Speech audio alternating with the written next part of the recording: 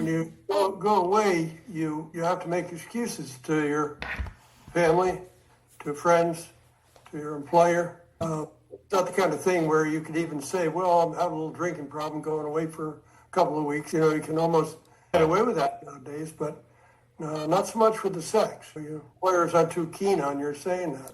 The drinking thing you could probably get away with just because there's not really a stigma around that. It's a badge of courage to be in AA or to... It is, yeah. Wow, look at that. Yeah, I'm taking care of that problem. Yeah, I used to have that. Yeah. But you don't hear anybody say, yeah, I used to masturbate 4 times a day. No. In public places or at parties. So this is a delicate situation, and what we want to tell people is that while you're learning about who you are and what you're doing and what you have been doing, you learn these techniques out of the book and from you and I on how not to do this stuff anymore and why not to do it anymore, and what else to repurpose the energy, the wasting of energy that you're doing by acting out and taking that time away from work or family or hobbies, right?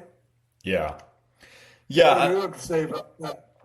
I think you're right. Not a lot of people can take 30 days off of work or just disappear for 30 days to go to a rehab facility. And we've been doing this for a long time. You a lot longer than me. My experience is that we actually get a lot of people that have tried rehab.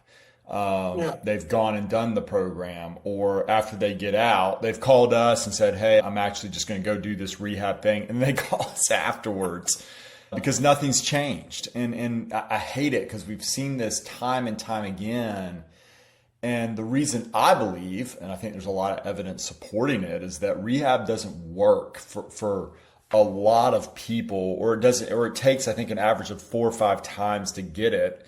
And the reason being is that you're in this really nice facility, that bubble where there's no stressors or problems or things that are going on in your life. The very things that are triggering you and driving you to act out are out there in the real world, and they're at home, and they're at your job, and they're at in your bedroom at night when you're by yourself or whatever it is. So you go to this perfect little retreat that has nice food and group every day, and it's super structured. And as long as you stay there, you'd be fine, right?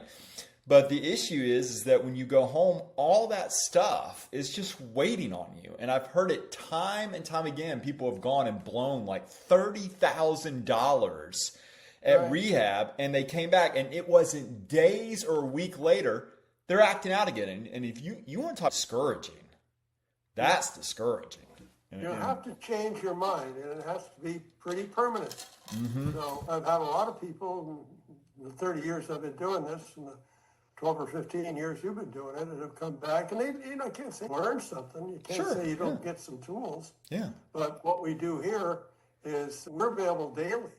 Yes. You could book in your day. If I have a guy that's going to act out, I'll have him call me in the morning and tell me what he's going to do.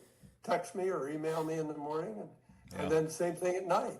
Yeah. He needs to call me during the day. I may not pick up right away, but I will get back to him pretty quickly, and I'll say something real funny or real smart and remind him of the tools that we're trying to impress on him. Yeah.